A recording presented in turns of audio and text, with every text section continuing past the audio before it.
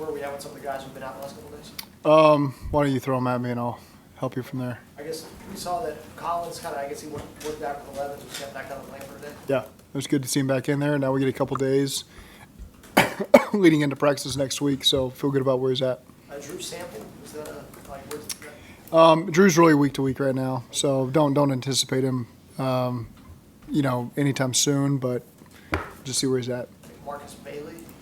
Marcus has a hamstring, so don't anticipate him playing this weekend, but should return hopefully shortly after. Trey Flowers? Trey Flowers held out today. He'll play a little bit in the game Sunday, just more precautionary today.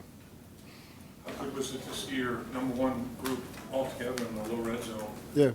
practice? It was good. That changes the red zone for sure when you had a big target like T and you get Joe pulling the triggers. That was good. We got a lot of red zone work today, kind of a shortened practice. We made this more like an in-season Friday schedule for those guys to start to feel what that routine was like. And so I thought it was a really good day of work. What about the offensive line? I know it's, no shoulder pads. Right. At least they're getting steps together and everything. It was good, to get LC out there, let him work next to Alex, let him hear Joe operate at the line of scrimmage, which he's been doing, in the walkthrough so far. But just good to get the unit out there. Is the tentative plan for LC to participate next week against the Rams? We'll continue to take it day to day and see where he's at. But so far so good with yesterday and today. Is that one more injury, Isaiah Prince? Isaiah he'll really be week to week, with a bicep. What's next for Dak in his progression to be able to play a full amount of snaps in a game if you guys need him to? Obviously, I know you don't know what's going to happen with Jesse, but Right. you still plan to have him a big part of the defense if Jesse's here or not. And he was just saying the speed of the game has been probably the biggest adjustment to him and communication. So how do you, with limited preseason stuff that you're going to let him play, how do you get him ready for what he's going to see in a full NFL game? Well, practice next week with the Rams is helpful. It's not remains to be seen if who will play in the game when we play the Rams, but that's really, I was just talking to a player just now. It's like we got 4 games in a row. There's no more practices. We're playing this weekend. We're playing twice next week against the Rams, and then playing against them that weekend. So that's the work we have ahead of us. That's going to be great work for a lot of these young players to see different types of players that they're going against, different schemes. And so I think that's exciting for a guy like Dax to be able to see kind of a different group of, this weekend with the Giants and the next week with the Rams was good opportunities for him to continue to accelerate his growth. And then just following up on that, with him, I know that Lou kind of planned to use him in a number of different ways because of his skill set. He told us that there was a lot you guys could do with him. Yep. Do you think it's benefited him to be able to get a bulk of the reps just at one position Yeah. in terms of maybe now he can solidify and really hone in on one position and really know it? Do you think that could be a benefit for him? I do, and that's really what we started doing early was just playing him at free safety and letting him ease into life in the NFL, just doing that in the springtime and early in training camp.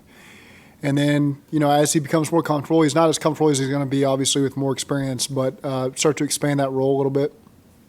And so that's been exciting just to see him utilize his skill set and learn a lot of different ways and different positions, and I feel like he's going to be very valuable for us. Coach, do you think he can get something out of Dante Smith? Will he be able to start maybe Sunday night? We're hopeful. He got through practice yesterday, looked good out there, was able to go again today. So optimistic that we'll get to see him play on Sunday. You could maybe move a key maybe inside, perhaps. We have 3 tackles right now, so we'll play all 3 at tackle. Hey, Jackson Carter available for Sunday or no? No. As the way the week unfolded for Jackson, missing a practice and the COVID and that, is that putting him way behind, or can he get back in the mix next week? Yeah, he'll have time to get back in the mix, but every practice and every game matters for these young players, and so we'll see Cordell have a chance to make the most of these opportunities he's going to get. Where do you feel like Eli Apple has improved the most? You saw the pass breakdown with Tamar in the end zone. Yeah. Overall, do you feel like Eli's had a pretty strong camp? I do. Do you feel like he's improved it? Yeah, I think, again, I've always looked at Eli as a consistent player, and I think he's done a nice job as a starting corner for us this camp. So, there's not much for me to expand. I think he's really been a consistent player for us, and it's a good compliment to Cheeto. They're not identical players. They have different skill sets and different strengths, and It's a different look for receivers to go against their different types of play styles and length, and so I think it's been good for our receivers to go against both those guys outside. It looked like Joe had some really good chemistry out there in the red zone today with Hayden.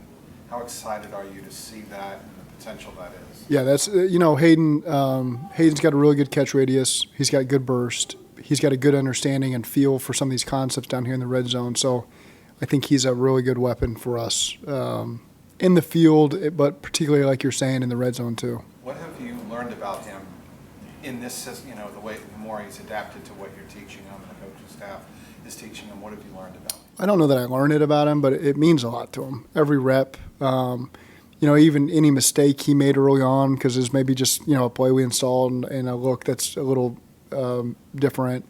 You can just tell how much it means him to get it right. And I've just seen a really physical style of play from him, lately.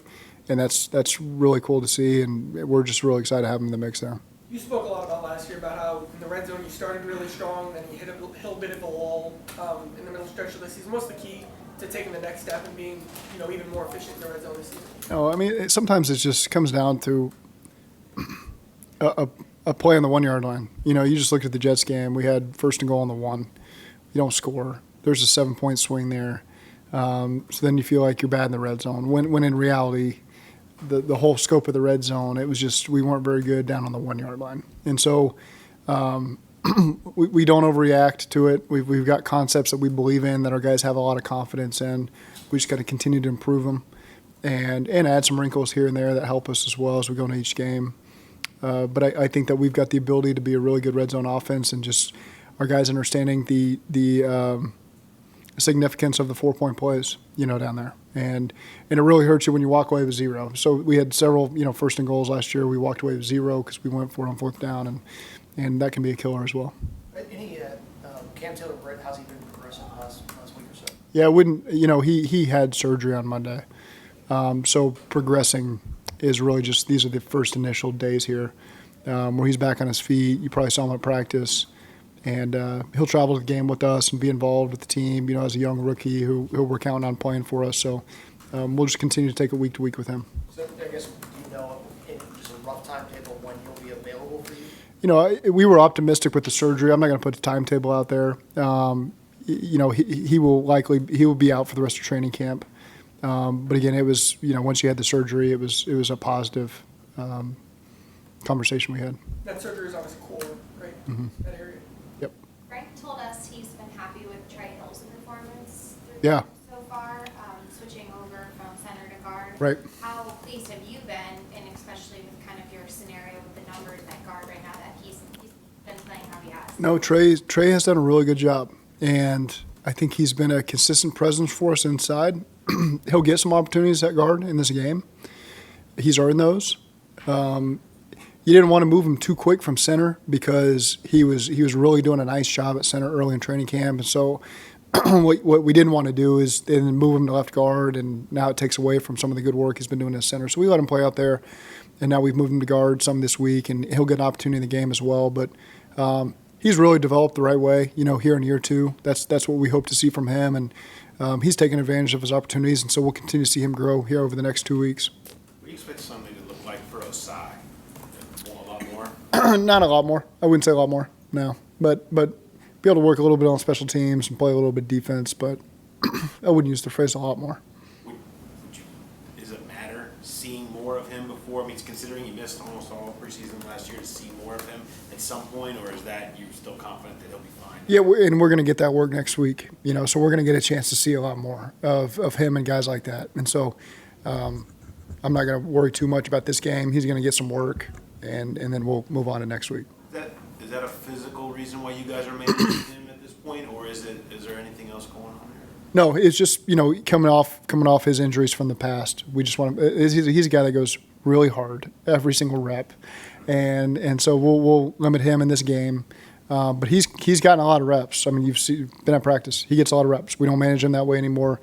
Just easing him into the game, and then we plan on a guy like that being critical for us this year, and so you want to manage those guys in the games. As a play caller in the low red zone, you'd love to dominate, but as a head coach, you don't want to see your defense get crushed. So, both sides kind of won their battles in the red zone today. Is that what you kind of look for? Yeah, and I wouldn't use the word crushed. You know, the defense made some plays, and a lot of the plays the offense made were well covered. The ball was probably put the only place it could be put, and the receivers made some really, really good catches. So I don't walk away feeling like we made errors on defense or there weren't plays that they made, because they did. They made plays, and then the offense, you know, made some really, really tough catches and throws as well. You went through a lot with the offensive line last year. Given where it's at right now as part of training camp, is there a part of you that is like, it's going to work itself out? I know there are a lot of moving parts, Yeah. but everything's going to work itself out. Yeah, we've had time. It was also urgent, you know, to continue to develop these guys and let guys step up and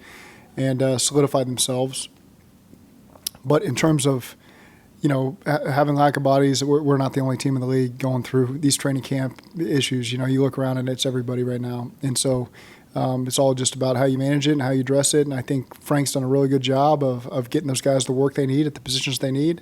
Sometimes you'll see us take a little 2-minute break because the guys got to go with the ones and then the twos and then maybe with the ones again. And so sometimes the breaks are built in to give Akeem Adeniji an extra 2 minutes, you know, because he's just gone 12 straight reps. And so we're doing our best to manage that, get the work, and really evaluate those guys and make sure that we got the cohesiveness, especially in that first unit, that we're looking for heading into the first game. Kind of a random question, but when you got here in 2019, what led to the decision to y'all play music a lot more throughout practice, like during drills? I don't remember. I would assume it's just all been where I've been at. In Miami, we played music. LA, we played music. So that was just kind of what I was used to. So we played music.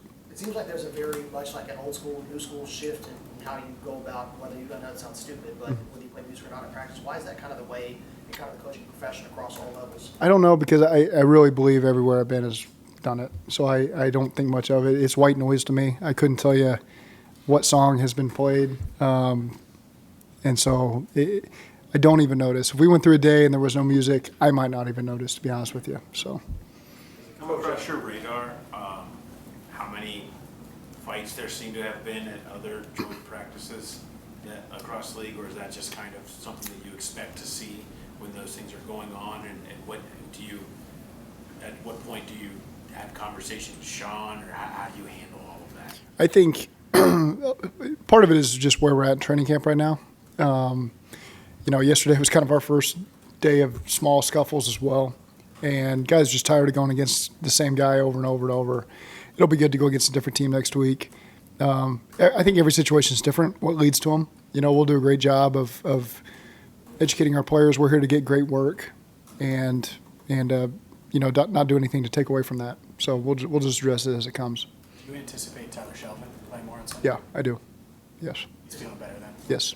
Is this a big development period for him or a big evaluation period for him? For Tyler? Yeah. You know, to get back in the mix, I think he's feeling good physically. And so it'll be exciting to let him get out there in the game and get a chance to really evaluate him. What about Kareem, Coach? I know Kareem was kind of want to manage him, too. Mm-hmm. What do you expect out of him on Sunday night? Yeah, we like to play him a little bit on Sunday. You know, he started to work his way back into team drills yesterday. Thought he looked good, and today wasn't much, as you guys saw, but I like to see him get an opportunity on Sunday and see what he can do in probably a limited amount of snaps.